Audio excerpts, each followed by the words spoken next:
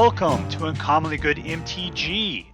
I am your host, Dr. Yukon Suckit. So what we have today is a deck that is, well, the type of deck is Golgari Control. Golgari meaning black and green. Control meaning not letting your players do what they want to do. Your opponents, that is. Usually control, like if you're playing blue, means playing counter spells. In the case of black, usually means wiping the board. With green, I'm not sure if green really does control that well. But control in this case is usually creature kill. So let's take a look at the cards and see if we can identify those pieces that make up the name. So then here at the low end, we've got Power Word Kill, which is destroy target non-angel, non-demon, non-devil, non-dragon creature. I don't know what else there is after that. That's pretty much all the creature types, right?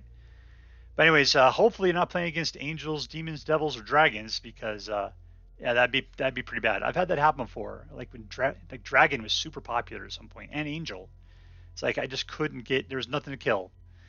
Let's see. We got Witherbloom Command, which is a Swiss Army knife. You get to choose two of the following: target mills 3 cards, and then you return a land card from your graveyard to your hand. So even though you may not be the miller, you still get to go and pull a land from your graveyard to your hand, if you happen to have one. My guess is that you're going to be doing it to yourself, though. Destroy target non-creature, non-land permanent with a mana value of 2 or less, which means you're taking out. It's not going to be a planeswalker. You could, but I haven't seen planeswalkers with a mana value of 2 or less. But it could be an artifact or an enchantment. Non-creature, non-land permanent. Yeah. We got target creature gets -3, -1 until the end of the turn, or target opponent loses 2 life and you gain 2 life. So this is control to a certain degree. Field Trip lets you go and look for a forest card and put it into play, and then you shuffle and you get to learn, which is why we got the sideboard open here. We'll take a look at that later. We got Binding of the Old Gods. This is definitely control because you destroy target non-land permanent and opponent controls. Then you get to forest, so it's a little bit of a ramp right afterwards. And then all you can do is get Death Touch until the end of the turn. We've got the Culling Ritual, which I think is fantastic in today's meta because the problem is it only destroys non-land permanents with mana value of 2 or less. But there is so much stuff out there that is 2 or less. So much stuff. No matter how big they get, they're still mana value 2 or less, and this will take it all out. An oldie. We got Nissa of the Shadowed Boughs. So she's actually, black in this one. But why? Because she's kind of pissy about what was going on in this particular story. And so she was being kind of the bad guy. Whenever land enters your battlefield under your control, so she's got landfill, put a loyalty counter on her. And +1, so target land you control. Untap target land you control. You can have it become a 3/3 elemental creature with haste and menace until the end of the turn. So therefore, you're putting out, you could tap it for mana, get it, and then you untap it, turn it into a 3/3 elemental with haste and menace, and attack, and then they may not be able to block it. And that's fantastic. Then you can, for 5, you may put a creature card with mana value less than or equal to the number of lands you control onto the battlefield from your hand or graveyard with 2 +1/+1 counters on it. What do we got up there? I guess that's Toxrill and Vorinclex. All right. Wow. There's no creatures in this deck. I wonder how this is going to work out. We've got Glorious Sunrise. So Sunrise creatures you control get +1/+1 and trample until the end of turn. You get to choose one at the beginning of combat. Target lands get 3 mana essentially until the end of the turn, or draw a card if you control a creature with a power of 3 or greater, and then gain 3 life. Well, that's not going to be very helpful until it's 5 mana to put this out anyway. Wrenn and Seven, being the 7th tree that she has occupied. And then this one, she creates tree folks equal to the total number of lands. So apparently we're supposed to try to ramp lands as much as possible. And I guess we need to focus on that early, is ramping lands. And then hopefully you're going to not be overwhelmed by those aggro decks. Because eventually you're going to get around to where you start putting out Vorinclex and Toxrill. Now they're both legendary, so you can only have one of each out at a time. Toxrill is going to start wearing everybody down. Vorinclex is the man And you can have one, if you can have both of them out at the same time, that'd be great, because then Toxrill will be putting out 2 of these -1, -1 slime counters on everybody. Just chewing them up. Let's see, we got land-wise here. We got regular lands. We got, what is this? So you mill 3 cards and return a creature or planeswalker from your graveyard to your hand. I guess, I mean, the hard part is just trying to ramp up quick enough to get to where you can put those guys out. Boseiju, which destroy target artifact, enchantment, or non-basic land. We got 1-man land. Boy, just 1-man land, okay. And a bunch of duels and some Field of Ruins. At least we got Field of Ruins and Evolving Wilds. Okay, that's good, because that allows us to do landfall a number of times, which if we have Nissa out, will help to pump up her ability. And the thing is that you can only bring creatures that are equal to the number of lands you control, which means these both cost, what, 6 and 7. So you need to have at least 6 or 7 mana to be able to cast them. But if you're in your graveyard, you'd be able to use her to bring them from the graveyard back to the battlefield. But if you have that much, I guess the deal is that you could also then play it from your hand without using the mana. You can use the mana for something else. I don't know, we'll see what that is. Over here, we got Environmental Sciences, which helps you make more lands. Containment Breach, destroy target artifact or enchantment. You create some pests. And Introduction to Annihilation, which you destroy target non-land permanent, and the opponent draws a card. Mascot Exhibition puts out 3 tokens of various strengths and toughnesses. And Confront the Past lets you return target planeswalker card of mana value of X or less from your graveyard to the battlefield. And planeswalkers are Nissa and Wrenn and Seven. Nissa costs 4, Wrenn and Seven costs 5. Otherwise, you get to remove twice the loyalty counters from target planeswalker and opponent controls. So, interesting. All right, well, this is it. So, we'll see if we can hold things together long enough to actually get our engine going.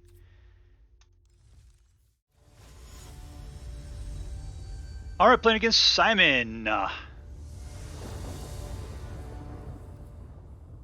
3 mana. And then a lot of expensive stuff. Keep.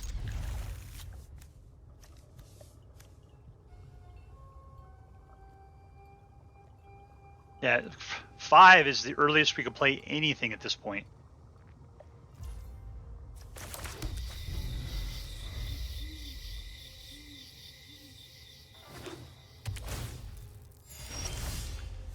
Now we're down to 4. Let's see what I got there. Black and let's go green.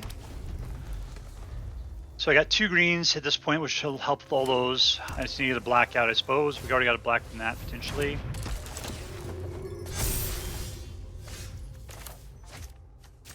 Black.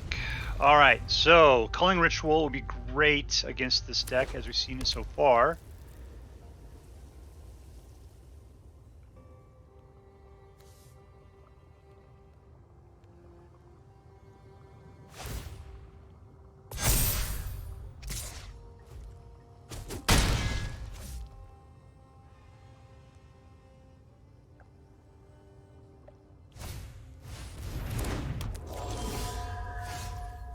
All right, there is land number 4. Do we care? That's going to be 6 points of damage. Let's let them get one more turn in before we decide to Culling Ritual the situation.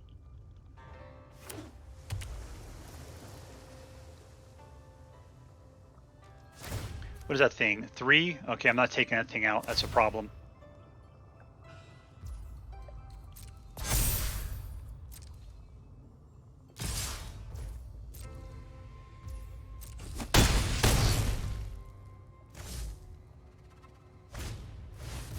Okay, so I'm not taking that thing out either. Let's start off with that. Yeah, this is not going well.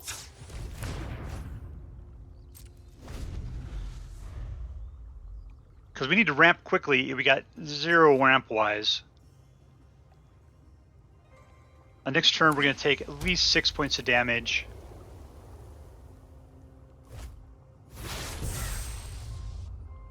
Like, this is a wussy Azure, what is it called, Zorius deck, and yet we are getting slaughtered by it. Tapped.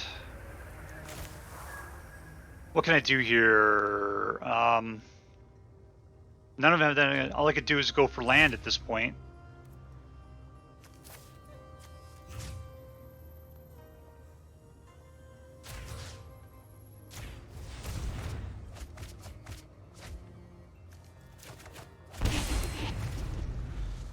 Yeah, see, I just got enough for them to kill me this turn.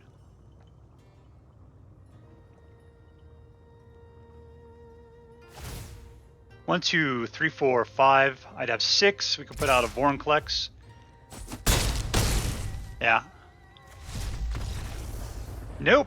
No dice for us. Alright, playing against Scorpio, 80-19. We've got 2 mana and then a whole bunch of stuff. Let's mulligan this thing. We need to get something. This field trip. Yeah, okay, this is much better. Binding the Old Gods is what we'll get rid of. We're going first, but we just need land. We need to ramp as quickly as possible. Keep. And Binding the Old Gods. Alright, we'll slow up that way.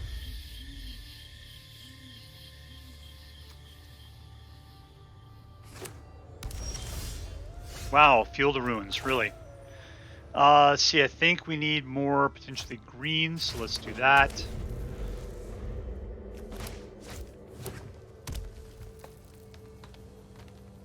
Playing against Gruul, which is going to get out of hand quickly. I can't do anything for at least 2 turns. I got Power Word Kill, which is an instant. Yeah, sure, let's get rid of that guy.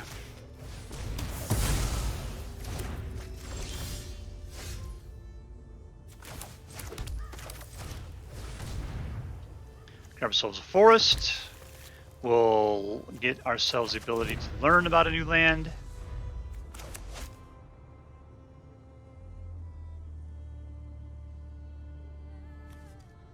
Unfortunately, this isn't fast. It just lets you go get land when you need land. I have lands already.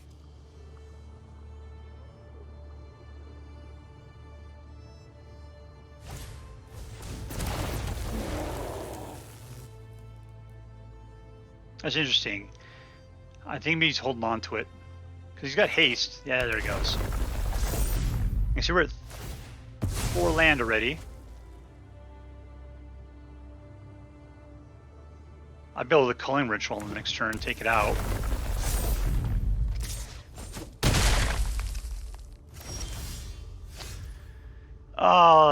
Let's do this then. Field of Runes, again, Culling Ritual. I got 2, so yeah, let's go ahead and look for another land. Let's go for black. Seems like it's easy to get hold of green. 1, 2, 3, 4, 5. Toxrill 7. I've got everything I need for him. I just need 2 more turns. He has red and green, meaning we should be able to have a clearer field once we get Toxrill out. Because Toxrill's 2 things that they can't handle, which is, well, just they need. He's got too much toughness generally.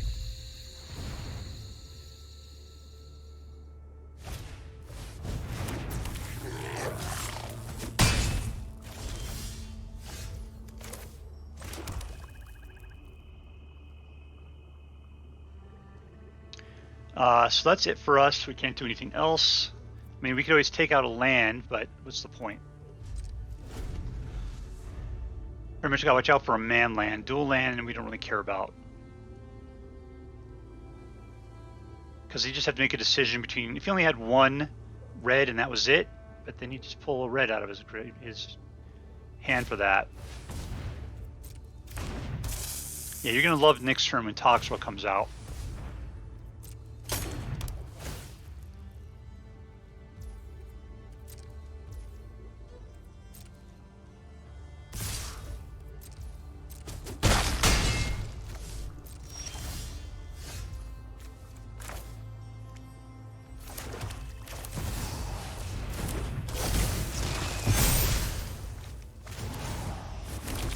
And there we go. The game's pretty much over at this point.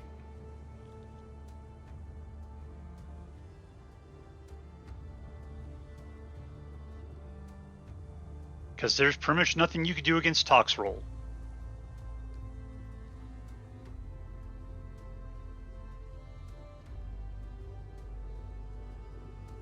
And all your base are belong to us.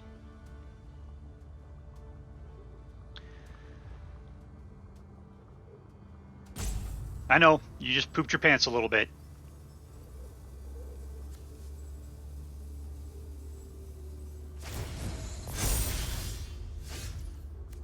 Here comes the other shoe.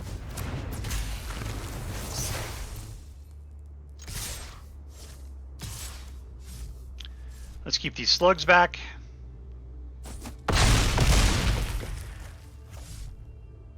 And throw out the Evolving Wilds. In turn.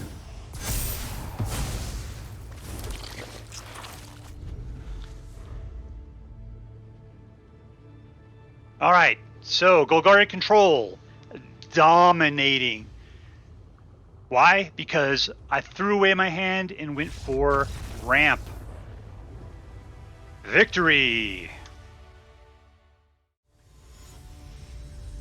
Alright, we're playing against Seb 081 because Seb 080 was already taken. We got 3 lands, we got some ramp, we got hopefully some, nope, that's not ramp, that's a little bit of ramp. Alright, we'll keep it. And Evolving Wilds work well with Nissa.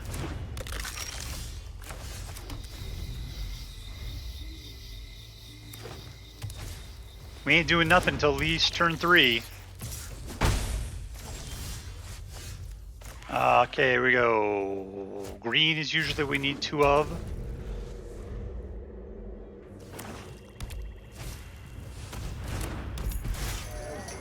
Let's see, that guy is a 3.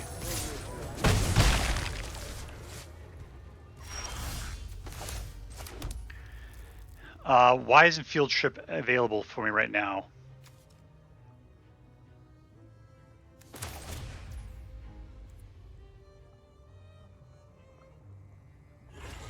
Oh, because this doesn't do anything. That's why. That's not actual mana.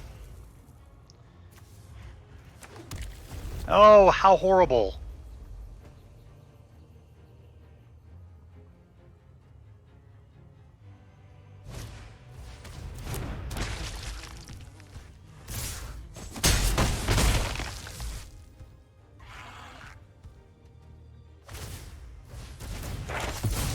Oof. And we're getting beat by a bunch of little wussies. We're gonna have to still take it. Okay, here we go. We got ourselves our 4th land, finally. And let's go ahead and go looking for another land. I'll need to discard now. Who are we getting rid of here?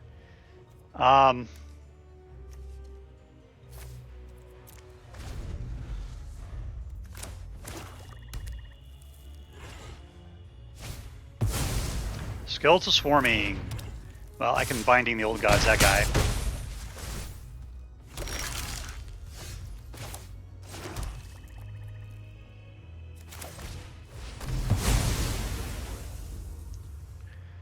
Sure.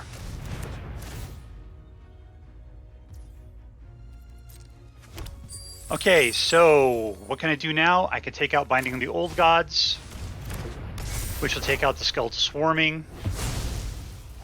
That is actually pretty decent with the Culling Ritual, is you get back mana equal to the amount of creatures you destroy. What are we up to here? 5. I don't have a 6th, but I will on my next turn. I'll have a...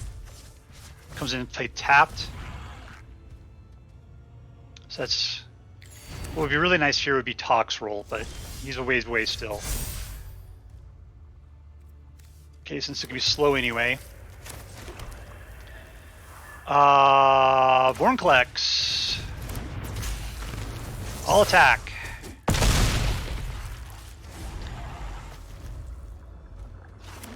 I think he screws over Binding of the Old Gods, but I don't need him for Death Touch anyway.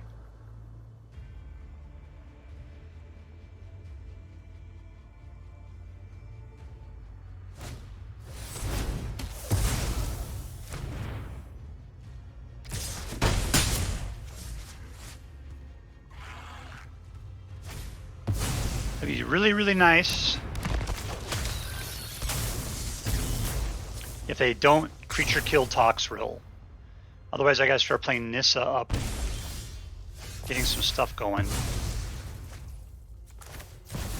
All right, Toxrill! Slam it up, my friends. That's just a skeleton. And unfortunately, there he goes.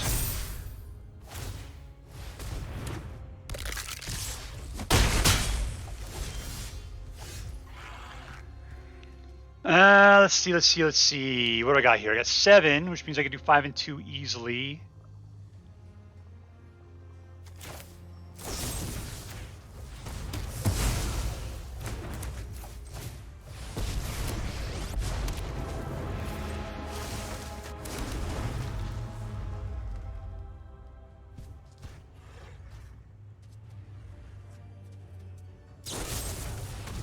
And that bites. There's a removal for you. God, I love black.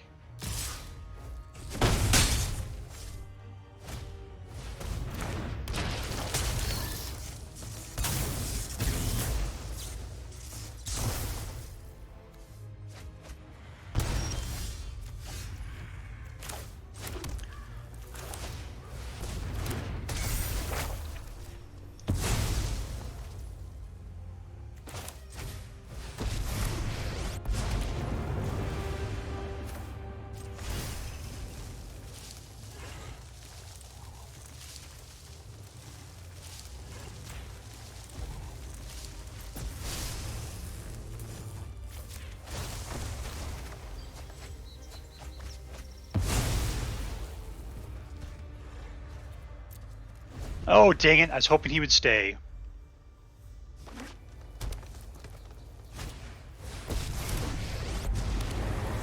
Now, she can't really do a lot except for draw cards because I don't have any creatures for it to kill.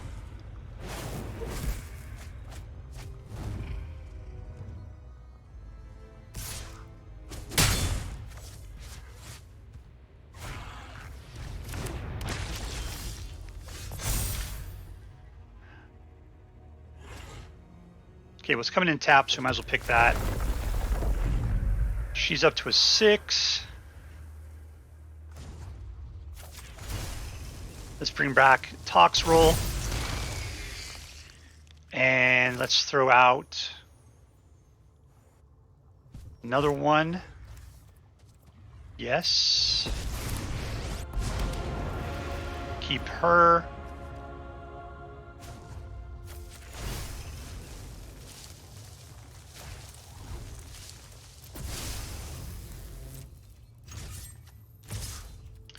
Unfortunately, Toxrill can be taken out by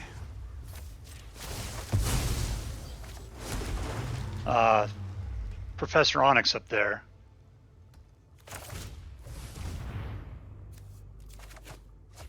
All right, that's the best we can do. That is the best we can do.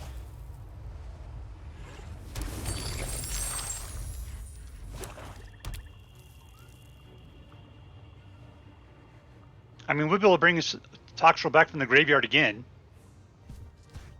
if we can make it to the next turn.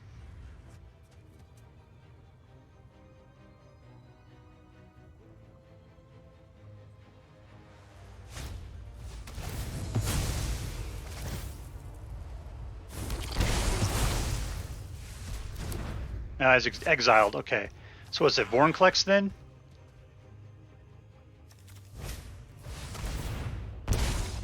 Oh, how'd that happen?